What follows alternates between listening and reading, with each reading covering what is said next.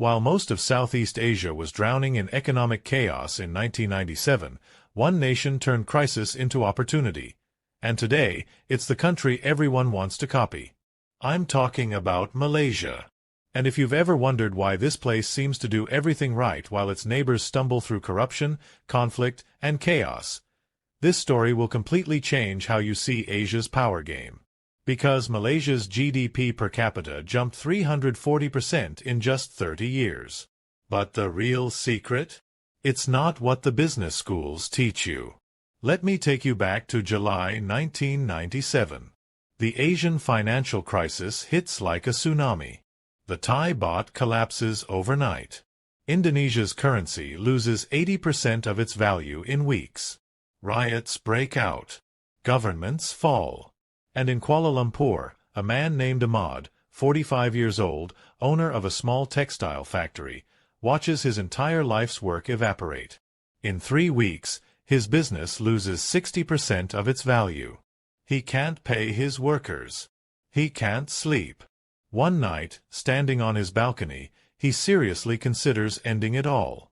Then Prime Minister Mahathir Mohamad does something insane. The IMF shows up with their standard prescription. Cut spending, raise interest rates, let weak businesses fail. It's the same medicine they gave everyone. And Mahathir looks at them and says, no. Instead, he does the opposite. He fixes the Malaysian ringgit at 3.80 to the dollar. He bans currency trading. He tells international investors they can't pull their money out for a year. Wall Street calls him crazy. The Economist magazine puts him on the cover with the headline, "Dangerous." But here's what happened. A 2003 MIT study showed that Malaysia's capital controls reduced their GDP contraction by 47% compared to Thailand and Indonesia. While their neighbors were still crawling out of poverty in 2002, Malaysia was already growing again. Ahmad's factory survived. He kept his workers employed. And 28 years later, he's still in business. But this gamble almost destroyed Malaysia's international reputation forever. Here's what's crazy about Malaysia. It shouldn't work. You've got Muslims, 60% of the population. You've got Buddhist and Taoist Chinese, 23%. You've got Hindu Indians, 7%. 3 major religions. 3 dominant ethnic groups. Different languages. Different customs. Most countries with this kind of diversity tear themselves apart. Look at Myanmar. Look at Sri Lanka. Honestly, look at most of history. But let me introduce you to Priya. She's 28, an Indian Malaysian teacher in Kuala Lumpur. And when I asked her about growing up in Malaysia, she said something that stuck with me. I celebrated Hari Raya with my Malay neighbors. Chinese New Year with my Chinese friends. Deepavali with my family. There's a mosque 2 blocks from my house, a Buddhist temple across the street, and a Hindu temple I can see from my balcony. And I never thought it was special, it was just Tuesday. Check this stat. The World Value Survey in 2022 found that 78% of Malaysians say they trust their neighbors of different races. Compare that to 31% in Myanmar. 42% in Thailand. Even Singapore, supposedly this perfect multicultural paradise, scores lower at 71%. You want to see Malaysia's genius? Walk into any food court. You'll find nasi lemak next to dim sum next to roti canai. A Muslim woman in a hijab sharing a table with a Chinese Buddhist eating pork-free wonton mee, sitting next to an Indian guy drinking teh tarik. And nobody thinks twice about it. This isn't tolerance. It's not even diversity. It's integration at a level most Western countries only pretend to achieve. But here's the dark secret behind this harmony that the government doesn't want exposed. Malaysia has a system called Bumiputera. It literally means sons of the soil. And it's affirmative action on steroids. If you're ethnically Malay, which means Muslim, by constitutional definition, you get business advantages written into law. Cheaper houses. University quotas. Government contracts. According to World Bank data from 2019, 67% of university spots are reserved for Malays. Now meet David. He's 52, Chinese Malaysian, and in the 1990s, he was a brilliant engineering student. Top of his class. Dreamed of going to the University of Malaya. He didn't get in. Not because of his grades. Not because of his talent. Because he wasn't Bumiputera. So he left. Went to Singapore. Started a tech company. Made millions. The old system was suffocating, he told me. I loved my country, but my country's laws told me I was a second-class citizen. Here's what most people don't know. This policy was created after race riots in 1969 that killed hundreds of people. The government was terrified of another explosion. So they gave economic privileges to the Malay majority to keep the peace. It worked. Sort of. But it also created a brain drain. Thousands of talented non-Malays left for Singapore, Australia, the UK. And for decades, Malaysia lost its best and brightest. Then something changed. In 2018, Prime Minister Najib Razak got voted out, first regime change in Malaysia's 61-year history. And the new government started reforms. Not fast. Not radical. But real. David came back in 2020 because he saw the winds shifting. The new reforms? They're finally letting merit breathe. The Asian Development Bank reported in 2021 that Malaysia's inequality, measured by the Gini coefficient, improved from 0.441 to 0.407 in just 5 years. That's one of the fastest reductions in Southeast Asia. But here's the question nobody's asking. If the system was so unfair, why are millions of foreigners now desperate to move there? While Europe and America are building walls and screaming about immigration, Malaysia quietly became Asia's most welcoming economy. Well, sort of. As of 2024, there are 3.4 million foreign workers in Malaysia. That's 10% of the total population. Think about that. 1 in 10 people working in Malaysia wasn't born there. Let me tell you about NWE. She's 34, originally from Myanmar. In 2017, the Myanmar military started a genocide campaign against the Rohingya people. NWE isn't Rohingya, she's Karen, another minority, but she saw what was coming. She grabbed her 2 kids and fled. Thailand kicked her out. Said they were full. Bangladesh put her in a camp with no work permits. Then she made it to Malaysia. Malaysia didn't give her citizenship. They didn't give her refugee status. But they let her work. Under the table? Sure. Technically illegal? Yes. But tolerated. And in 2019, she opened a small tailoring business in Penang. Her kids go to school. She pays taxes, or at least, her business does. Thailand kicked us out. Malaysia let us work. Now here's the controversial part. Malaysia's economy runs on migrant labor. Construction sites? Migrant workers. Palm oil plantations? Migrant workers. Restaurants, cleaning, logistics, migrant workers. An ILO report from 2023 found that 63% of Malaysia's agriculture sector is dependent on foreign labor. And here's the genius, or the exploitation, depending on how you see it. Malaysia gets the labor without the social costs. They don't have to give these workers citizenship. They don't have to pay them full wages. They keep the economy competitive while looking humanitarian. It's brilliant. It's also kind of dark. But you want to know the real genius move? How Malaysia turned oil money into brainpower. Pop quiz. Name 5 oil-rich countries that aren't corrupt dictatorships. Hard, right? Nigeria. Disaster. Venezuela. Collapsed. Saudi Arabia. Absolute monarchy. Russia. Do I even need to say it? Economists call this the resource curse. When you find oil, your government gets lazy. Why build industries when you can just pump money out of the ground? Why educate your people when you can import talent? Malaysia has major oil reserves. Petronas, the national oil company, is one of the most profitable energy companies in Asia. By all logic, Malaysia should have become another petrostate with a tiny rich elite and a massive poor population. They didn't.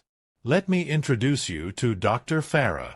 She's 41, a semiconductor engineer in Penang. When she was 18, Petronas gave her a full scholarship to study electrical engineering in the UK. The deal? Come back and work in Malaysia for 5 years. She came back. And now she works at one of the chip fabrication plants in Penang. They call it the Silicon Valley of the East. The semiconductors she helps design end up in iPhones, in Teslas, in medical devices shipped worldwide. We didn't waste oil money on palaces, she said. We invested in people. Check this. The Natural Resource Governance Institute ranked Malaysia #1 in Asia for oil revenue transparency in 2020. And according to the Economic Complexity Index, Malaysia ranks 26th globally in terms of economic sophistication.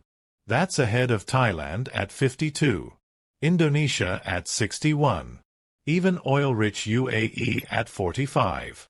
You see those Petronas Twin Towers in Kuala Lumpur? They're not just vanity architecture. They're a symbol. We made money from the ground, and we built a knowledge economy with it. But there's one mistake Malaysia made that could destroy everything. $4.5 billion. That's how much Prime Minister Najib Razak stole from a government investment fund called 1MDB. To put that in perspective, that's enough money to build 450 hospitals, or pay for 180,000 students to go to university for 4 years. Instead, it bought a $27 million pink diamond for his wife. It funded the movie, The Wolf of Wall Street. It disappeared into offshore accounts. Remember Ahmad, the factory owner from the beginning? He paid taxes for 30 years. Honest taxes. Every ringgit accounted for. And then he turns on the news and sees his prime minister's wife wearing jewelry worth more than his entire neighborhood.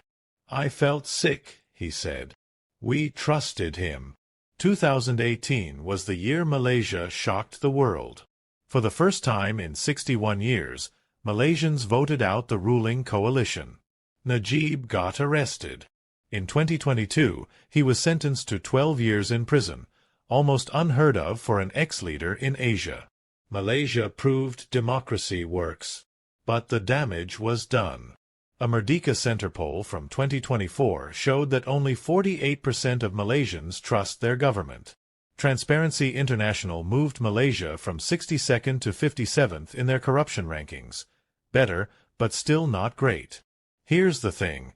Corruption is like a wound. Even after you remove the infection, the scar remains. Investors get nervous. Young people get cynical. Brain drain accelerates. So with all these problems, the ethnic tensions, the corruption, the brain drain, why is Malaysia still winning? 2 words: strategic. Geography. Malaysia sits at the Malacca Strait, the narrow waterway between Malaysia and Indonesia, and 40% of global trade passes through that strait. Oil from the Middle East to China goes through the Malacca Strait. Electronics from Southeast Asia to Europe? Malacca Strait. Everything flows through here. Let me introduce you to Captain Rashid. He's 58, works at Port Klang, one of the busiest ports in the world. Every single day, he sees Chinese cargo ships, American container vessels, European tankers. We don't pick sides, he said. We profit from everyone. And that's Malaysia's superpower. China wants to invest in belt and road infrastructure? Sure, Malaysia takes $18 billion in Chinese investment. Ports, railways, tech parks. The U.S. wants military cooperation and a counterweight to China? Absolutely. Malaysia maintains joint military exercises and intelligence sharing. According to the Center for Strategic Studies in 2023, Malaysia is one of only 3 ASEAN countries maintaining strong ties with both the US and China simultaneously.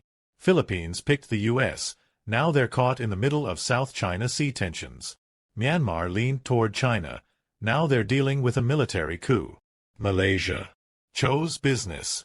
When you control a choke point that 40% of the world depends on, you can play both superpowers without picking a side. But here's what nobody sees coming. There's a tiny island right next door. It's richer. It's cleaner. It's more efficient. And it's stealing Malaysia's future. Singapore. Singapore's GDP per capita, $88,000. Malaysia's, $12,000. 7 times difference. For doing basically the same thing, trade, finance, manufacturing, just better. And here's the painful part. 1 million Malaysians live in Singapore. That's Malaysia's best talent. Engineers, doctors, programmers, finance experts. Every morning, thousands of Malaysians cross the causeway to work in Singapore. They earn 3 times more, pay less in taxes, live in a country with zero corruption. Remember David, the Chinese-Malaysian entrepreneur? Even after coming back to Malaysia, he keeps a weekend apartment in Singapore. I love Malaysia's culture. I love the food, the diversity, the warmth. But Singapore pays 3 times more and has zero corruption. So I hedge my bets. You can see it in the numbers. An ISAS Yusof Ishak Institute study from 2024 found that 34% of young Malaysians want to emigrate. And where do they want to go? Singapore, Australia, the UK. Malaysia's trying to fix this. In 2024, they launched the Johor Special Economic Zone, basically trying to create Singapore Light in southern Malaysia. Tax breaks, streamlined regulations, English as the business language. Will it work? Too early to say. But here's the deeper question. Is Malaysia's golden age already over? Did they peak in the 2000s, and now it's just slow decline? Here's the truth nobody expected. Malaysia's problems are actually its strength. Diversity? That's not a weakness, it's innovation. When you have Muslims, Chinese, Indians all working together, you get perspectives that homogeneous societies miss. You get resilience. Geography? That's not luck, it's an irreplaceable advantage. You can build a Singapore anywhere. You can't move the Malacca Strait. Corruption scandal? That proved democracy works. Malaysians voted out a corrupt leader and put him in prison. How many countries can say that? Brain drain? That's creating a diaspora network. Just like India's tech CEOs or China's returning entrepreneurs, Malaysia's overseas talent will eventually come back, bringing skills, connections, and capital. Let me bring Ahmed's story full circle. He's 73 now. His factory survived the 1997 crisis. It survived the 1MDB scandal. It survived COVID. And now he's training his daughter to take over. She studied in Australia, one of that 34% who left. But she came back. Malaysia isn't perfect, he told me. But it's ours. And it keeps surprising the world. The IMF projects Malaysia will hit high-income status by 2028. That's faster than Thailand. Faster than Indonesia. Only behind Singapore in Southeast Asia. So here's my question for you. If you had to bet on one Southeast Asian country for the next 30 years, would you pick Malaysia? Or am I missing something? Drop your answer below. And tell me which country you think will dominate Asia by 2050. Because I guarantee, the answer will surprise you.